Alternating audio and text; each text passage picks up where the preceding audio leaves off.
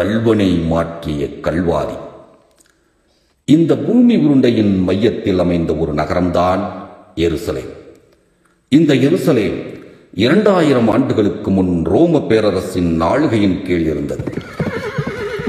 ஏறக்குறைய கிமு 200களில் அசீரிய படைகளால் ஏதோமியர் என்ற இனம் அழிக்கப்பட்டது. அவர்களில் ராஜவம்சத்தினர் பெரும் பொருட்களோடு தப்பி எருசலேமில் அகதிகளாய் தஞ்சம் புகுந்தனர். இவர்கள் ஏரோதியர்கள் என்று அழைக்கப்பட்டனர். இவர்கள் தந்திரக்காரர்கள். இந்த ஏரோதியர்கள் யூதரோடும் ரோம அரசாங்கத்தோடும் நல்ல உறவை வைத்து யூதர்கள் வாழ்ந்த பகுதிகளை ஆளும் அதிகாரம் பெற்றனர். அவர்கள் ஏரோது ராஜாக்கள் என்று அழைக்கப்பட்டனர். யூத மதம், ஆலயம் தொடர்பான காரியங்களை பிரதான ஆசாரியர்கள் விசாரித்தனர். சமுதாய குற்றங்களை ஏரோது ராஜா விசாரித்தார். ரோம பேரரசுக்கு எதிரான குற்றங்களை ரோம ஆளுநர் விசாரித்தார். பஸ்கா பண்டிகைக்கு முந்தைய நாள் இயேசு கிறிஸ்து பிரதான ஆசாரியர்களால் கைது செய்யப்பட்டார். ஆண்டவராகிய இயேசு கிறிஸ்து இந்த முத்தரப்பினராலும் முக்கோண விசாரணைக்கு உட்படுத்தப்பட்டார்.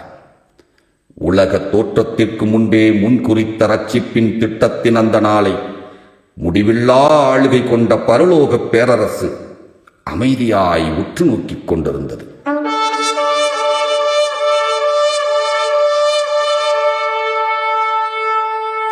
இயேசு கிறிஸ்து கைது செய்யப்பட்ட அந்த இரவு பிரதான ஆசாரியர்களான காய்பாவும் அன்னாவும் சதி ஆலோசனையில் ஈடுபட்டிருந்தனர்.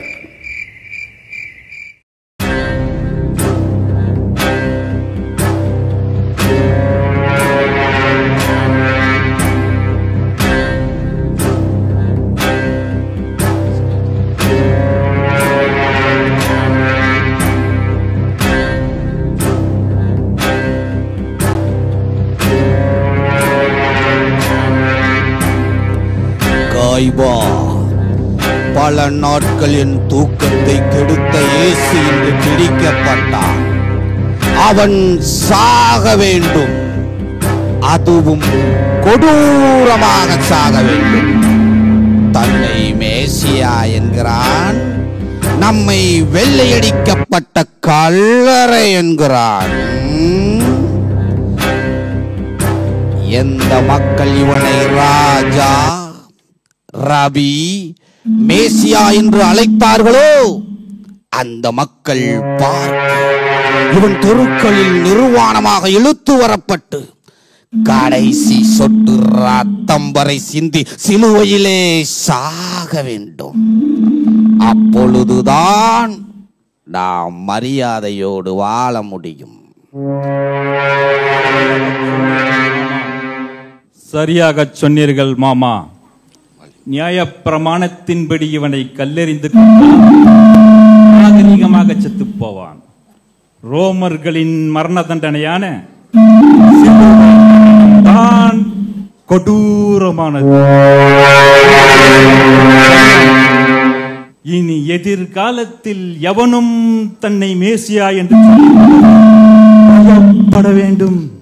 இந்த இயேசுவை ரோம ஆளுநர் பிலாத்துவிடம் நிறுத்தும் பொழுது அவனுக்கு எதிரான சாட்சிகள் கச்சிதமாயிருக்க வேண்டும்.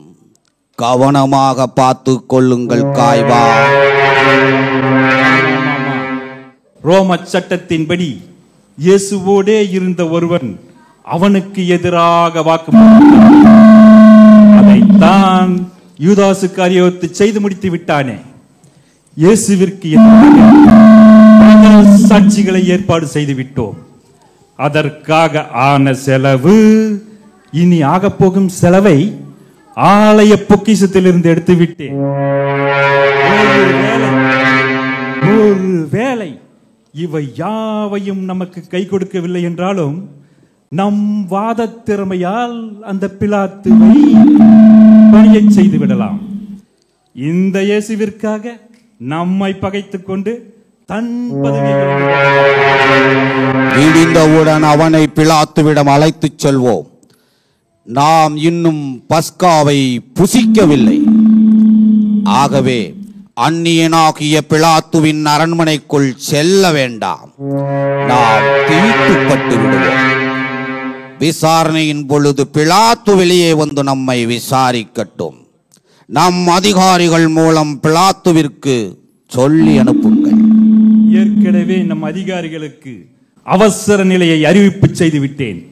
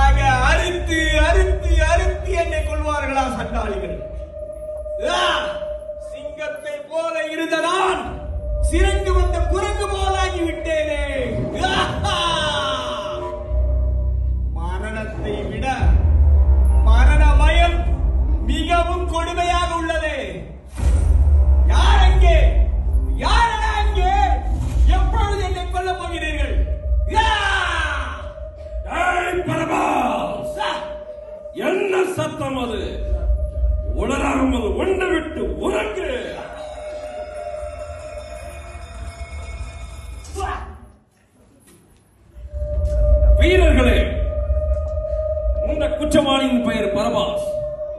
இவன் ஒரு கொலைக்காரன், கொள்ளைக்காரன், கொடூரமான குற்றவாளி. எந்த நேரத்தில் வேண்டுமானாலும் இவனது கூட்டாளிகள் சிறையை தாக்கக்கூடும். ஆகவே மிகவும் விழிப்புடன் காவல் செய்யுங்கள். என்னிடமிருந்து உத்தரவு வரும் வரை இவரிடம் சென்று பேசவோ சிறை கதவை திறக்கவோ கூடாது. எச்சரிக்கை. அதிபர் பிலாத்துவின் அரண்மனையில் அவசரமாக ஒரு விசாரணை நடக்கப் போகிறது. அரண்மனையே பரபரப்பாக உள்ளது. நான் உடனே அங்கு சென்று கலவரம் ஏற்படாமல் பார்த்துக் கொள்ள வேண்டும். தேவைப்பட்டால் நீங்களும் அங்கே வர வேண்டும் சொல்லி அனுப்புவேன். அதுவரை இந்த கல்வனை கவனமாக காவல் செய்யுங்கள்.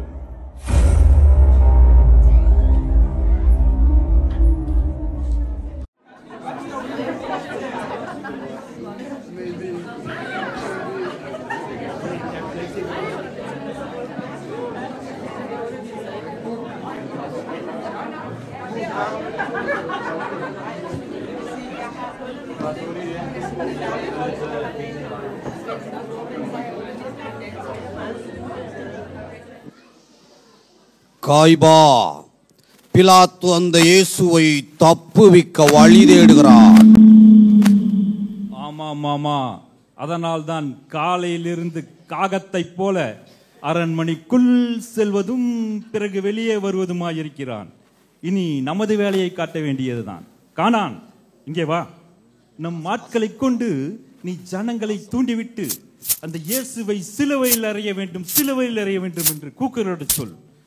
இந்த பணப்பை தேவைப்பட்டால் காசுகளை கையில் திணியுங்கள். விரைந்து செயல்படு, உனக்கு இன்னும் தருகிறோம்.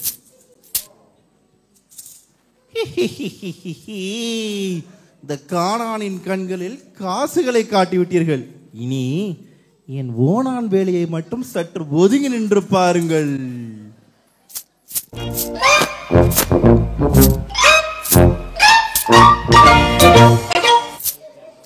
நண்பா, இங்க என்ன நடக்கிறது? ஒரே கூட்டமாய் இருக்கிறது. பஸ்காவை முன்னிட்டு ஏதேனும் பொருட்கள் தருகிறார்களா? ஏசி என்ற நபரை அதிகாலையிலிருந்து விசாரித்துக் கொண்டிருக்கிறார்கள். தான் ராஜா என்று கலகம் செய்தானோ, ஆசாரியர்கள் உனக்கு மரண தண்டனை தர வேண்டும் என்கின்றனர். விழாவுத்தேவிற்கு அதில் உடன்பாடு இல்லை போல் இருக்கிறது. விசாரணை நடந்து கொண்டிருக்கிறது நண்பா. நண்பர்களே நண்பர்களே, இயேசுவை பற்றி தான் பேசிக் கொண்டிருக்கிறீர்கள். இப்பொழுது இயேசு என்ற ஒருவரை அங்கிருந்து அழைத்து கொண்டு வருவார்கள். அவன் நம் ஆலயத்தை இடிப்பேன் என்று சொன்னவன், சரியா? அதனால் அவன் வரும்போது இயேசுவை சிலுவையில் அறையும் என்று உறக்க சொல்ல வேண்டும். அவன் தான் ஆலயத்தை இடிக்கவில்லையே, நான் ஏன் அப்படி கத்த வேண்டும்? ஐயோ, கூட்டத்தில் ஒருவன் எப்படியாவது இருக்கிறான். உனக்கு புரியும்படி நான் சொல்கிறேன். இந்த ஒரு காசு. ஒரு வார்த்தைக்கு ஒரு பணமா? ஒரு நாள் கூலியடா. எப்படி கத்துக்கிறேன் என்று மட்டும் பார். ஆமா, இங்க ஒருவன் நிற்கிறான், இவனுக்கு அதிகமாக தருவோம். நண்பா, உனக்காக 2 பொற்காசு வாங்கிக்கோ. எங்கும் ஊழலா? அந்த இயேசு ரொம்ப நல்ல மனிதர். அவர் அற்புதம் செய்ததை நான் நேரில் பார்த்திருக்கிறேன். இவர்கள் பொறாமையினால் அவரை இந்த நிலைமைக்கு கொண்டு வந்திருக்கிறார்கள். நீ அந்த ஆசாரியோட கைக்குள்ளி உதவிக்குள் ஓடிவிடு. பணம் தருகிறான், பணம். நண்பா, நல்ல விதமாய் சொன்னேன், நீ வன்முறையை கையாளுகிறாய். சரி சரி விடு, நான் இங்கிருந்து செல்கிறேன். நல்லவனாம் நல்லவன். நல்லவன் என்றால் இந்த நியாயஸ்த மேடையில், அதுவும் குற்றவாளி கூண்டில் இந்த நல்லவனுக்கு என்ன வேலை? இன்னும் ஊர் நம்பிக்கொண்டிருக்கிறது. அமைதி அமைதி அமைதி, ஆளுநர் வருகிறார்.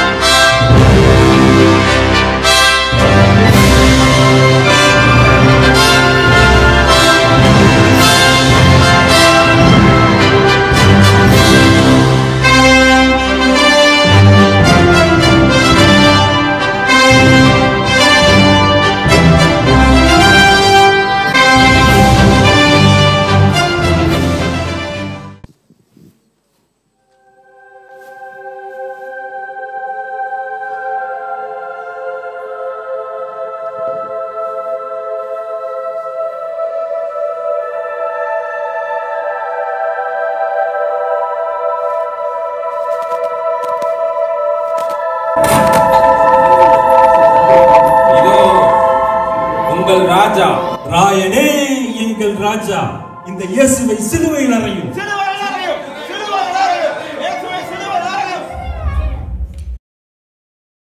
உங்கள் ராஜாவை நான் எப்படி சிலுவையில் அறைவது?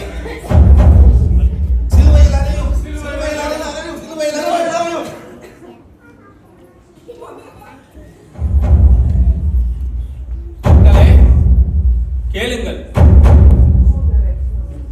ஆசாரியரே, நீங்கள் இவனை 3 முறை உங்கள் யூத மத சட்டத்தின்படி இவனை விசாரித்தீர்கள். பிறகு என்னிடமும் அழைத்து வந்தீர்கள். இவன் மக்களை தூண்டிவிட்டு கலகம் செய்கிறான் என்று இவன் மேல் குற்றம் சாட்டினீர்கள். ஏரோது பண்டிகைக்கு வந்திருக்கிறார் என்று அறிந்து அவரிடமும் இவனை விசாரணைக்கு அனுப்பி வைத்தேன். ஆனால் சிலுவை மரணத்துக்கு ஏதுவான எந்த ஒரு குற்றத்தையும் அவன் செய்யவில்லை என்று அவர் ஒப்புக்கொண்டார். சரி, உங்கள் மத சட்டத்தின்படி அவன் குற்றவாளி என்றால் நீங்களே அவனை அழைத்து சென்று தண்டித்துக் கொள்ளுங்கள். கனம் பொருந்திய ஆளுநர் அவர்களே, எங்களால் இவனை தண்டிக்க முடியாது. அந்த அதிகாரமும் எங்களுக்கு இல்லை.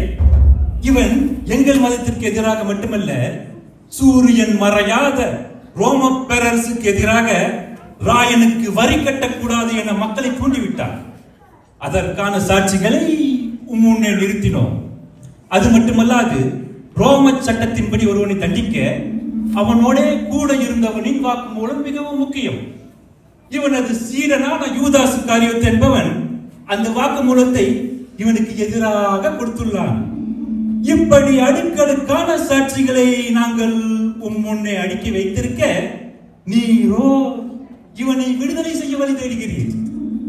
உம்முடைய இந்த செயல்பாடுகள் ராயனுக்கு விரோதமாயிருக்கிறது, எங்களுக்கும் அதிர்ச்சியாயிருக்கிறது. அதிகமாய் அதிர்ச்சி அடையாதீர்கள் ஆசாரியரே. அது அது உங்கள் ஆரோக்கியத்துக்கு நல்லதல்ல. உங்கள் அக்கறைக்கு மிக்க நன்றி ஆளுநர் அவர்களே.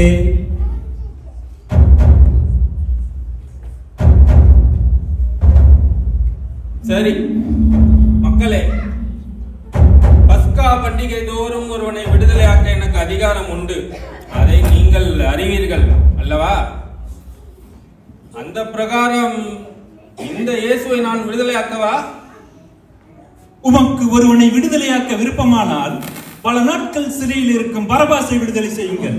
இந்த இயேசுவை சிலுவையில் அறையுங்கள்.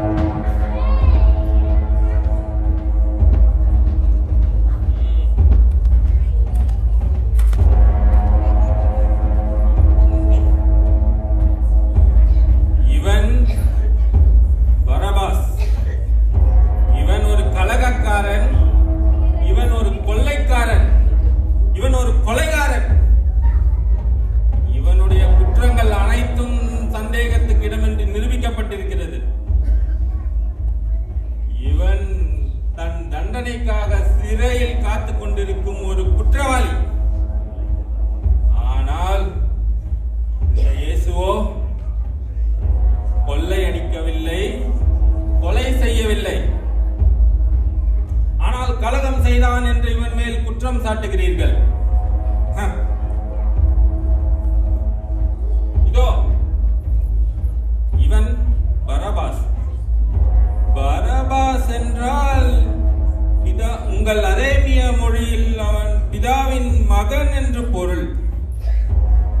என்ன ஆசாரியரே, சரிதானே? ஆமா. அப்படி என்றால் இந்த இயேசுவும் தன்னை பிதாவின் குமாரன் என்று சொல்லிக் கொள்கிறான். அப்படி என்றால் இவனும் பரபாஸ் தானே? இவனும் பரபாஸ், இவனும் பரபாஸ். நான் எந்த பரபாசை விடுதலை செய்வது? காய்பா, பிலாத்து மக்களை குழப்பிக் கொண்டிருக்கிறான். ஆமாம் மாமா, நாமே ஒரு நரி கூட்டம். பிலாத்து நம்மிடமே தன் நரி வேலையை காட்டுகிறான். கலவரத்தை ஆரம்பித்து விடு. காசு வாங்கிய கடவான்களே, ஏன் அமைதியாக இருக்கிறீர்கள்? கத்துங்களா, கத்துங்கள். சிலுவையில் அறையும், சிலுவையில் அறையும்.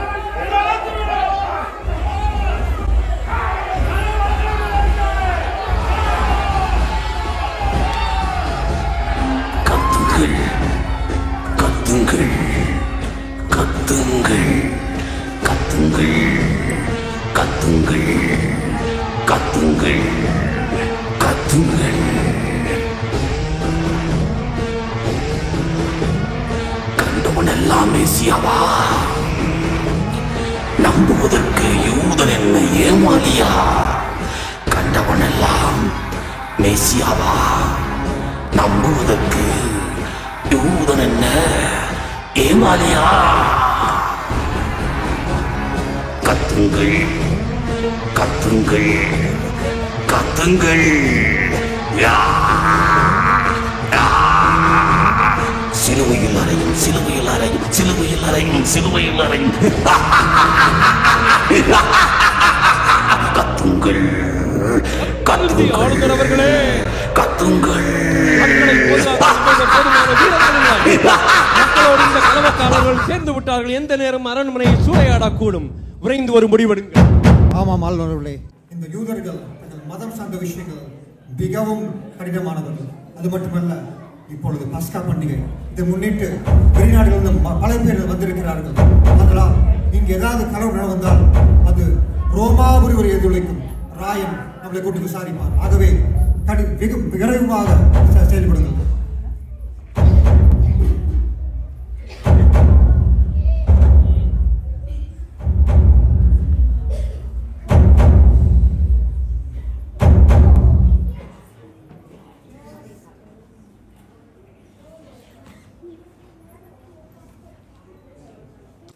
நீர் அந்த நீதிமானை ஒன்றும் செய்ய வேண்டாம், ஏனெனில் அவர் பொருட்டு இன்று கனவில் மிகவும் துன்புற்றேன்.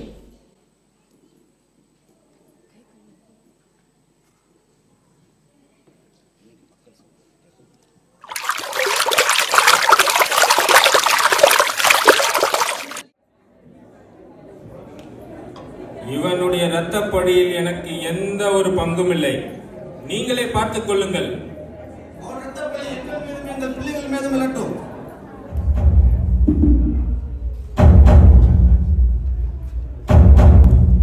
இந்த பரபாசை நான் விடுதலை செய்கிறேன்.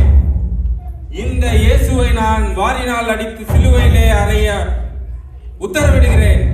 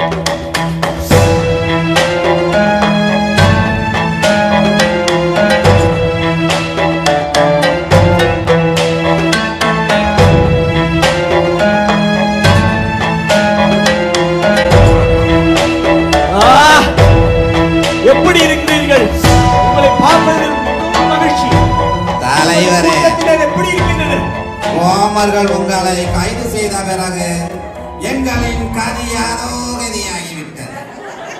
மக்கள் உங்களை பார்த்துதான் பயந்தார்கள், எங்களை அவர்கள் மதிக்கவே இல்லை. நாங்கள் மக்களிடம் எங்களை புரட்சிக்காரர்கள் என்றோம், அவர்கள் எங்களை போங்கடா புண்ணாக்குகளை என்று விட்டார்கள். மக்களிடம் நிகழ்ச்சி, வயிற்றிலே வறட்சி, அப்புறம் எப்படி செய்வது புரட்சி புரட்சி. கரையிலே வாழ முடியவில்லை தலைவா, ஆதலால் கரை கடந்து கடலுக்குள் சென்றோம், கடற்கொள்ளையர்களாக மாறினோம்.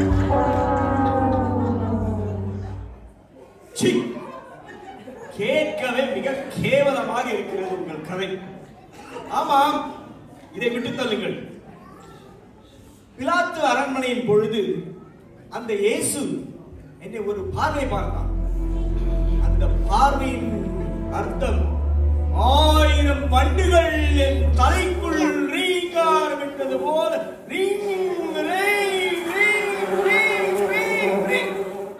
என மண்டையே பிளந்துவிடும் போல் இருந்தது.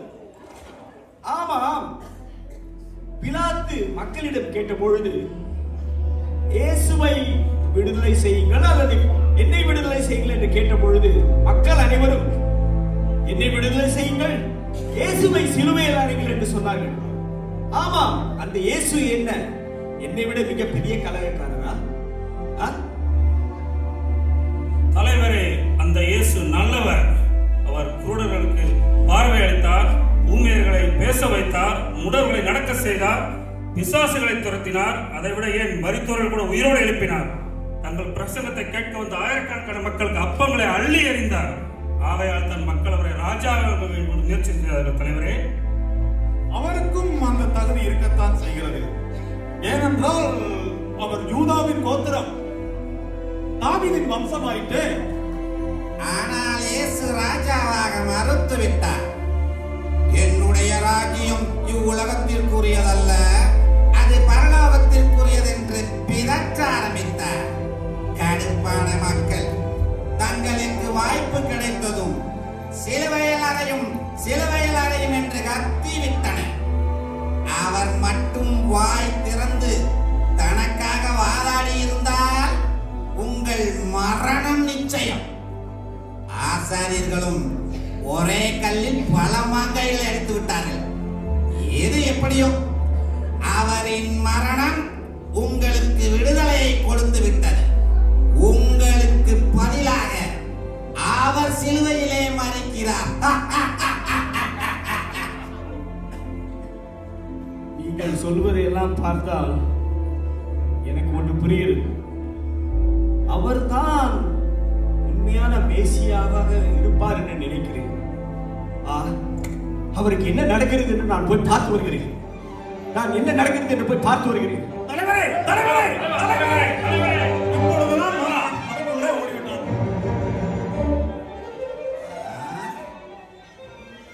அந்த இயேசுவின் பின் உண்மையாய் சென்றவன் எவன் திரும்பி வந்திருக்கிறான்? இந்த பரபாஸ் திருந்தி விடுவான் போல் இருக்கிறது. நண்பர்களே, தலைவன் என்பவன் திருத்துகிறவனாக இருக்க வேண்டும், திருந்துகிறவனாக இருக்கக்கூடாது. இவன் எனக்கு தலைவனாகும் தகுதியை இழந்து விட்டான்.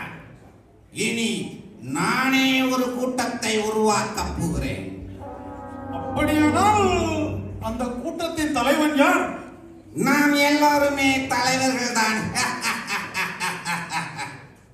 ஆஹா, நமக்கு நாமே.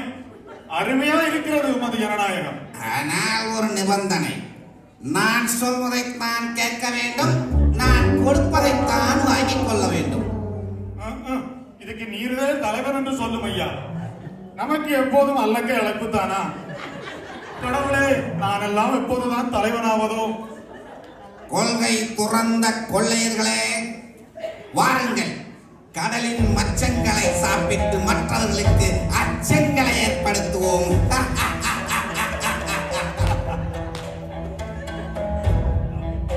இல்லை, நம் தலைவர் நல்லவராய் நாசமாய் போனாலும் நான் அவரைத்தான் பின் செல்வேன். ஏய் நண்பா, நண்பா வாடா. நீயும் போய்விட்டாயா? நீயும் போகிறாயா? சரி, உள்ளவர்களை வைத்தாவது நாலு நல்லவர்களை கெடுப்போம். நீயாவது வா என்னோடு. நண்பா போகலாம்.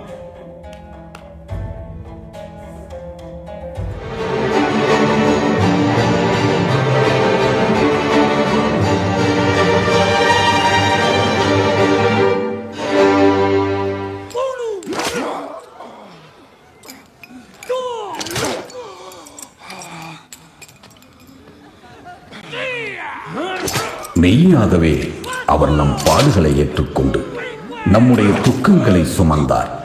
நாமோ அவர் தேவனால் அடிபட்டு வாதிக்கப்பட்டு சிறுமைப்பட்டவர் என்று எண்ணினோம். நம்முடைய மீறுதல்களின் நிமித்தம் அவர் காயப்பட்டு நம்முடைய அக்கிரமங்களின் நிமித்தம் அவர் நொறுக்கப்பட்டார். நமக்கு சமாதானத்தை உண்டு பண்ணும் ஆக்கி அவர் மேல் வந்தது. அவருடைய தழும்புகளால் குணமாகிறோம். நான் பாவி, நான் ஒரு பெரும் பாவி. நான் தான் சிலுவையில் அறையப்பட்டிருக்க வேண்டும். ஆனால் ஒரு பாவம் அறியாத நீர் எனக்காக சிலுவையில்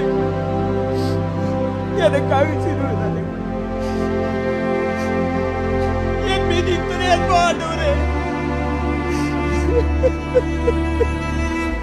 என் மீது இத்தனை அன்பா? என் ரட்சகரே, என் ஆண்டவரே, மேசியாவே, இந்த அன்பிற்கு ஈடாக நான் என்னத்தை செலுத்துவேன் ஆண்டவரே?